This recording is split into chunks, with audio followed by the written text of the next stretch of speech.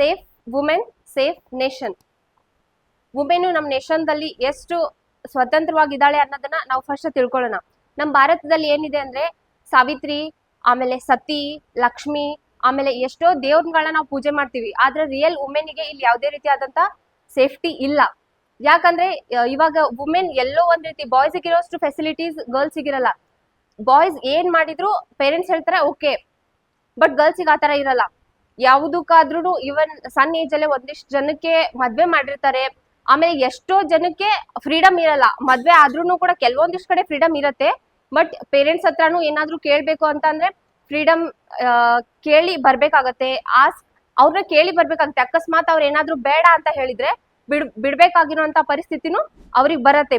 ನಮ್ ದೇಶದಲ್ಲಿ ಬರೇ ಹೆಣ್ಣು ದೇವ್ರನ್ನ ಬರೀ ಪೂಜೆ ಮಾಡ್ತಾರೆ ಹೊರತು ಆ ಹೆಣ್ಣನ್ನ ಒಂದು ರಿಯಲ್ ವುಮೆನ್ ಅಲ್ಲಿ ಯಾರು ಕಾಣಲ್ಲ. ಇವಾಗ ನಾವು ನೋಡ್ಬೋದು, ಪ್ರತಿ ದಿನ ಪ್ರತಿ ನ್ಯೂಸ್ ಅಲ್ಲಿ ನಾವು ನೋಡ್ತಾ ಇದೀವಿ, ಒಂದಲ್ಲ ಒಂದು ಹೆಣ್ಮಕ್ಳ ಮೇಲೆ ದಾಳಿ ಆಗಿರೋದನ್ನ ನೋಡ್ಬೋದು, ರೇಪ್ ಕೇಸಸ್ ಆಗಿರೋದನ್ನ ನೋಡ್ಬೋದು, ಎಷ್ಟೆಲ್ಲ ನೋಡ್ತೀವಿ. ಆದ್ರೆ ಸರ್ಕಾರನು ಇದನ್ನೆಲ್ಲ ನೋಡತ್ತೆ, ಬಟ್ ಏನ್ ಮಾಡ್ತಾ ಇದೆ?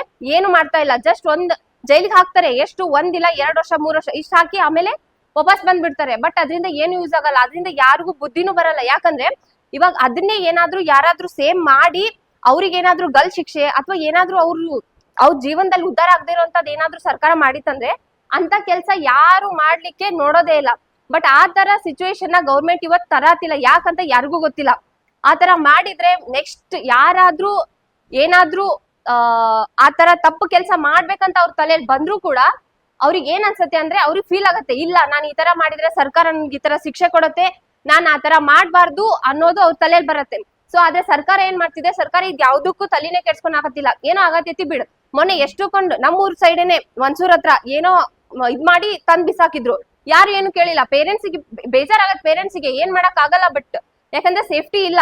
ಬೇರೆ ದೇಶದಲ್ಲಿ ಎಷ್ಟೊಂದ್ ಸೇಫ್ಟಿ ಇದಾವೆ. ಒಂದ್ ಕಾಲ್ ಮಾಡಿದ್ರೆ ಸರ್ ಪಟ್ ಅಂತ ಬಂದು ಏನಾದ್ರೂ ಒಂದ್ ಸೇಫ್ಟಿ ಇರತ್ತೆ. ಬಟ್ ಆ ಸೇಫ್ಟಿ ನಮ್ ದೇಶದಲ್ಲಿ ಇಲ್ಲ.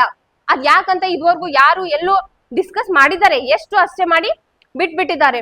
ಮತ್ತೆ ಏನಂದ್ರೆ ಒಂದ್ ಮಹಿಳೆ ಮಹಾತ್ಮ ಗಾಂಧಿ ಅವ್ರು ಹೇಳಿದ್ದಾರೆ ಅಂತ ಹೇಳ್ತಾರೆ, ಆದ್ರೆ ನನ್ಗಷ್ಟ್ ಗೊತ್ತಿಲ್ಲ. ಯಾವಾಗ ಒಂದ್ ಮಹಿಳೆ ಸ್ವತಂತ್ರವಾಗಿ ರಾತ್ರಿ ನಡೆದಾಡ್ತಾಳೆ ಅವಾಗೆ ನಮಗ್ ಫ್ರೀಡಮ್ ಸಿಗತ್ತೆ ಅಂತ ಮಹಾತ್ಮ ಗಾಂಧಿ ಅವ್ರು ಹೇಳಿದ್ದಾರೆ. ಬಟ್ ಇವಾಗ್ಲೂ ಫ್ರೀಡಮ್ ಸ್ವಲ್ಪ ಇದೆ. ಮಹಿಳೆ ಓಡಾಡ್ತಾಳೆ ಇಲ್ಲ ಅಂತ ಹೇಳಲ್ಲ. ಆದ್ರೆ ಯಾವಾಗ್ಲೂ ಅವಳಿಗೆ ಆ ಭಯ ಇರತ್ತೆ.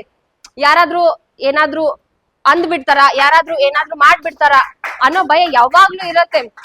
ನೋಡಕ್ಕೆ ಕಾಣಿಸ್ತಾರೆ, ಅಡ್ಡಾಡ್ತಾ ಇರ್ತಾರೆ, ಇದ್ ಮಾಡ್ತಾ ಇರ್ತಾರೆ. ಬಟ್ ಎಷ್ಟೋ ಮಹಿಳೆಯರು, ಎಷ್ಟೋ ಜನ ಇವಾಗ ಗಂಡ ಇರಲ್ಲ, ಅವರು ಎಷ್ಟೋ ಜನ ಕೆಲ್ಸಕ್ಕೆಲ್ಲ ಹೋಗ್ತಾ ಇರ್ತಾರೆ. ಬಟ್ ಅಲ್ಲಿರೋ ಬಾಯ್ಸ್ ಮೈಂಡ್ ಸೆಟ್ ಸರಿ ಇರಲ್ಲ.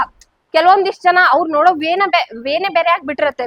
ಎಲ್ಲಾರು ಎಷ್ಟೋ ಜನ ಅಂತದೆಲ್ಲನ ಫೇಸ್ ಮಾಡಿರ್ತಾರೆ. ಬಟ್ ಅವ್ರ ಮನೇಲಿ ಹೇಳಲ್ಲ. ಯಾಕಂದ್ರೆ ಗಂಡ ಬಿಟ್ಟು ಬಂದಿದ್ಯಾ, ಆಲ್ರೆಡಿ ನಿನಗ್ ಜಾಬ್ ಇಲ್ಲ, ನಿನ್ಗೆ ನಾವು ದುಡ್ಡು ಸಾಕ್ತಾ ಇದೀವಿ, ಇಂಥದ್ದೆಲ್ಲ ಹೇಳ್ಬಿಟ್ರೆ ಮನೇಲಿ ಅದ್ನು ಬಿಡಿಸ್ಬಿಡ್ತಾರೆ. ಸೊ ಅದಕ್ಕೆ ಅವ್ರು ಏನ್ ಮಾಡ್ತಾರೆ ಅಂದ್ರೆ ಏನು ಎಲ್ಲಾನು ಫೇಸ್ ಮಾಡ್ತಾರೆ. ಇದ್ದಿದ್ದೆಲ್ಲಾನು ಫೇಸ್ ಮಾಡಿ ಎಷ್ಟ್ ಆಗತ್ತಷ್ಟು ದುಡ್ಕೊಂಡು ಹೋಗೋ ಟ್ರೈ ಮಾಡ್ತಾರೆ. ಲಾಸ್ಟ್ ಅಲ್ಲಿ ಯಾವಾಗ ಆಗಲ್ಲ ಅನ್ನೋ ಪರಿಸ್ಥಿತಿ ಬರುತ್ತೆ ಅವಾಗ ಗಿವ್ ಅಪ್ ಮಾಡ್ಬಿಡ್ತಾರೆ. ಸೊ ಏನ್ ಮಾಡ್ಬೇಕಂದ್ರೆ ನಮ್ ಗೌರ್ಮೆಂಟ್ ಒಂದು ಕಠಿಣವಾದ ಕ್ರಮವನ್ನ ತೆಗೆದುಕೊಳ್ಬೇಕಂತ ಹೇಳ್ತೀನಿ. ಯಾವಾಗ ವುಮೆನ್ಸ್ ಸೇಫ್ಟಿ ಜಾಸ್ತಿ ಆಗತ್ತೋ ಅವಾಗ ನಮ್ ನೇಷನ್ ಸೇಫ್ ಆಗಿರತ್ತೆ ಅಂತ ಹೇಳ್ತಾ ನನ್ನ ಮಾತನ್ನ ಮುಗಿಸ್ತಾ ಇದೀನಿ. Thank you.